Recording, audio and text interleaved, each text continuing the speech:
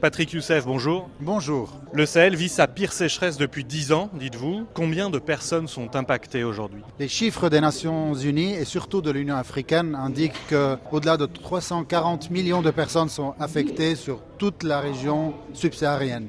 Et donc c'est effectivement une des pires sécheresses, que ce soit dans la Corne de l'Afrique, mais aussi dans le Sahel, comme vous le mentionnez, notamment dans les zones les plus reculées, là où l'assistance humanitaire n'arrive que très rarement. Donc toute cette région est menacée par une crise alimentaire d'ampleur.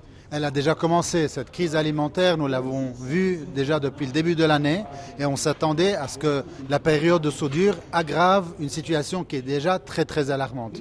Les aléas climatiques n'ont pas débuté aujourd'hui, c'est en effet des effets combinés entre des aléas climatiques mais surtout une guerre et des situations de violence qui empêchent justement un travail de développement, un travail qui assure une certaine durabilité des réponses.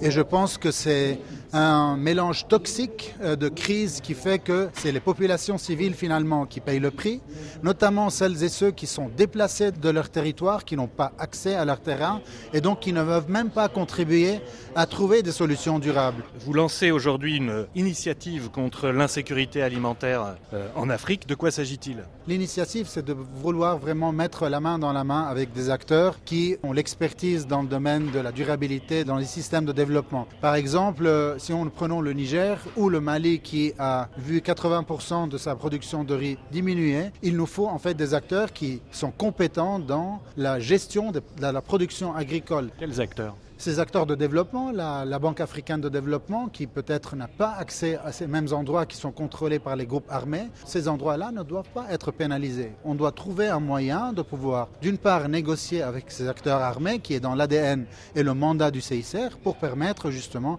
à des acteurs comme la Banque africaine de développement de pouvoir renforcer la résilience des populations et surtout créer des projets au lieu de, par exemple, de fixer une station de pompage à main à $50, pouvoir effectivement investir avec 3, 4, 5 millions pour créer tout le réseau d'eau d'une région et pouvoir assurer une pérennité des projets.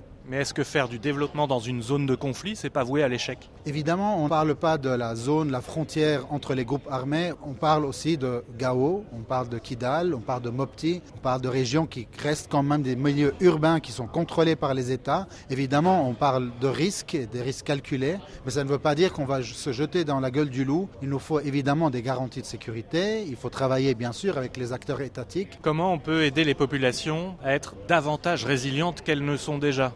Vous le savez, dans ces régions-là, que ce soit dans la Corne ou dans le Sahel, l'activité primaire, c'est l'activité d'agriculture et d'élevage. Et c'est en les aidant, en fait, aidant ces deux communautés-là, avec une vaccination de grande envergure dans tous les pays, on parle de millions de têtes de bétail, aider aussi les agriculteurs à trouver des moyens de subsistance, pouvoir les aider avec des semences compatibles avec les aléas climatiques et pas n'importe quelle semence, pouvoir les aider aussi avec des outils et aussi des incentives financiers pour pouvoir améliorer ou débuter une action agricole, ainsi que de les aider à trouver des marchés pour pouvoir vendre leurs produits.